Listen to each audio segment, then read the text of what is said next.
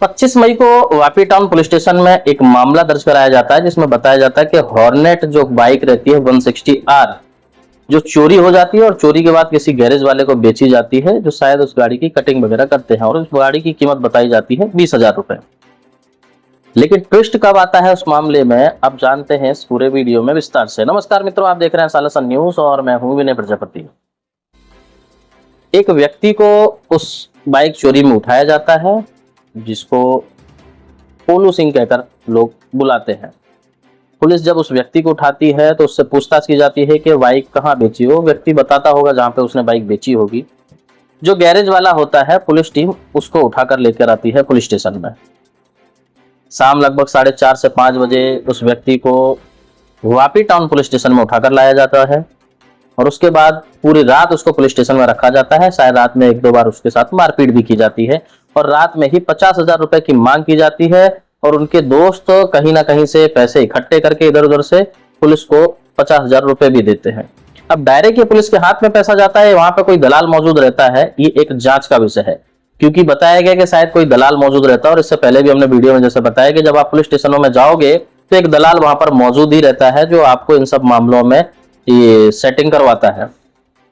लेकिन क्या कारण हुआ कि उन्होंने 50,000 रुपए रिटर्न कर दिया। सुबह सुबह बताया गया कि कोई दरोगा साहब आते हैं पुलिस स्टेशन में और उसके बाद वो उसको लेकर जाते हैं एक रूम में जहां पर कैमरा नहीं लगा रहता है और उसके साथ बुरी तरीके से मारपीट की करते हैं, जिसके फोटोज वीडियो हमारे पास मौजूद है। पैरों की हालत, शरीर की हालत, चेहरे की हालत, हाथों की हालत, पेट की हालत इस कदर कर दी जाती है जैसे उस व्यक्ति ने कोई बहुत बड़ा गुनाह किया हो, यानी कि देश के साथ गद्दारी की हो या फिर किसी नाबालिग बच्ची का रेप किया हो। इस कदर उसके साथ मारपीट की जाती है। लेकिन मामला लड़खड़ाता कहां पर है कि मारपीट के बाद फिर 65,000 रुपए मांगे जाते हैं और वो 65,000 फिर कैसे भी करके उसके दोस्त लोग वहां पर जमा करवा देते हैं, जिसके बाद उस व्यक्ति को छोड़ दिया जाता है। अब सवाल ये उठता है कि जब एफआईआर होती है और पोलू सिंह का उसमें नाम आता है, फोटो आती है, और जो पुलिसकर्मी उस व्यक्ति को और पोलू सिंह को उठाते हैं, तो उस व्यक्ति जो गैरेज वाला व्यक्ति था उसके नाम पर एफआईआर क्यों नहीं हुई? क्या किसी प्रकार का पहले से केस था उसके ऊपर जिस वजह से पुलिस ने उठाया था? पुलिस स्टेशन में जब आपने रखा तो फिर जामीन क्यों नहीं करवाई उसकी? कोर्ट में उसको हाजिर क्यों नहीं करा? उसके ऊपर केस क्यों नहीं बनाया? 65,000 रुपए लेकर उसको छोड़ दिया गया।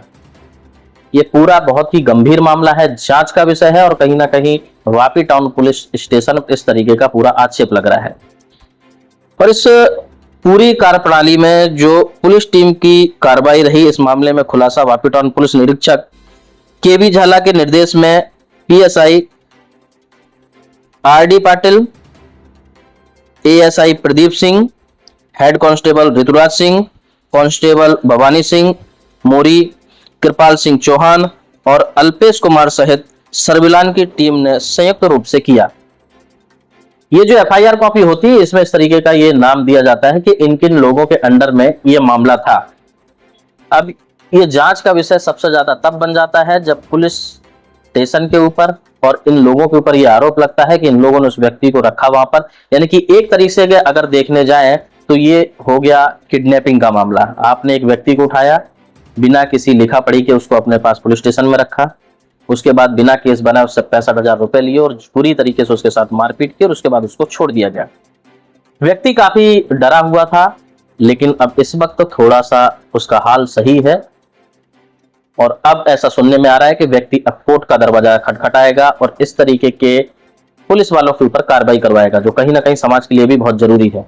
जिस तरीके से समाज के अंदर सेवा, सुरक्षा, शांति का प्रतीक पुलिस को माना जाता है, लेकिन आज के समय में जिस तरीके से लोगों के अंदर डर पुलिस का बैठ चुका है, चाहे दलाली को लेकर हो, चाहे गुंडागर्दी को लेकर हो, चाहे वसूली को लेकर हो, पुलिस स्टेशन में एक व्यक्ति पुलिस का बैठा ही रहता है जो इन सभी मामलों में समझौता करवाता है और पैसे की हेरा फेरी करता है।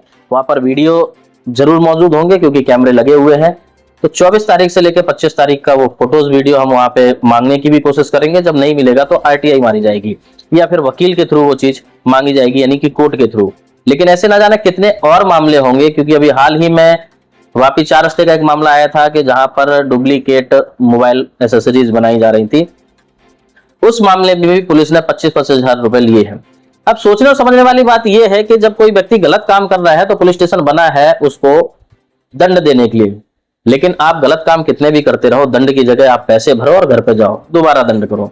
यानी कि एक ये नियम सा बन चुका है। इस पूरे मामले में जांच भी होनी चाहिए। आरोपी कौन कौन है, दोषी कौन कौन है। निर्दोष के साथ इस तरीके से गंभीर मारपीट करना कहीं ना कहीं बहुत ही गलत है।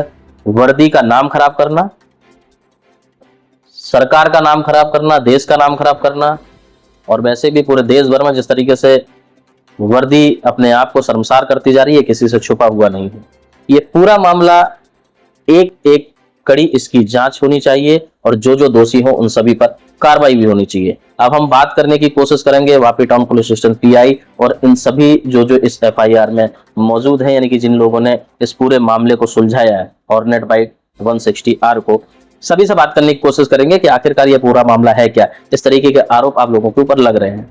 ये पल पल की अपडेट हम आप तक पहुंचाते रहेंगे। आप जुड़े रहे हमारे साथ और देखते रहे सनातन न्यूज़।